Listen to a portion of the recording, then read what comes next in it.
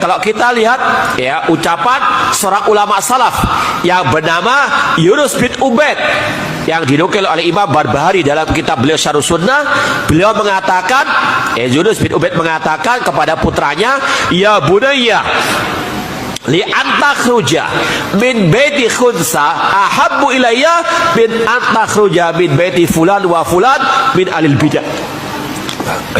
Wahai anakku, lebih baik engkau keluar dari rumahnya orang waria, ya, pelaku maksiat, daripada engkau keluar dari rumahnya ahli al-bidah. Ya. Sampai sedemikian rupanya. Bahkan ada ungkapan yang lebih keras lagi. Ya, seorang ulama salaf mengatakan, lebih baik aku bertetangga dengan monyet dan babi daripada dengan ahli al-bidah. Ya. Kalau monyet masih bisa digoda, ya, dikudang lucu masih, ya kan? Kalau al-bidah, paras hati antum. Kalau nggak kena syubhatnya, antum apa yang tidak, ya, ada kotoran-kotoran yang akan menempel, ya.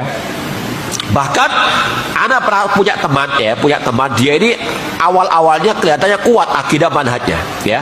Ketika dia masuk ke sebuah, ya, komunitas sekolah yang bid'ah, ya, perguruan tinggi bid'ah, ya, kata orang Jawa itu tresno jalanan soko, awalnya mengingkari, namun lama kelamaan ada rasa pembelaan. Dan betul ketika kita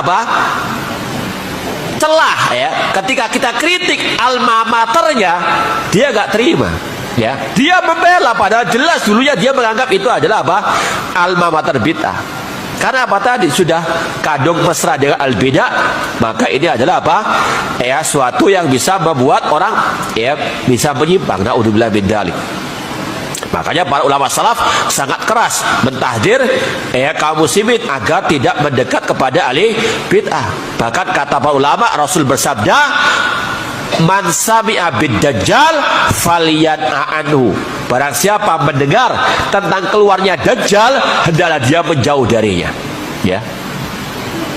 Kata para ulama seperti Ibnu Battah, fitnahnya, syubhatnya al-bidah lebih lengket daripada syubhatnya ad-dajjal. Kalau kita dipinta menjauh dari dajjal, apalagi dari ahli al-bidah. Dajjal ada tandanya, kafara di antara kedua matanya. Al-bidah ada tandanya ada? Saya al-bidah gitu ada? Al-bidah bisa masuk ke kota Mekah Madinah ada? Hah? Dajjal gak bisa. Makanya lebih dahsyat fitnahnya al-bidah, ya. Dajjal keluar sekali seumur dunia, al-bidah. Tiap detik mungkin keluar, ya, bertelur. Jadi intinya, termasuk krisis akidah manhaj, bagaimana, ya, orang-orang kita mereka bermasalah dengan al-bidah, ya, mereka ikut muktamarnya mereka, ya.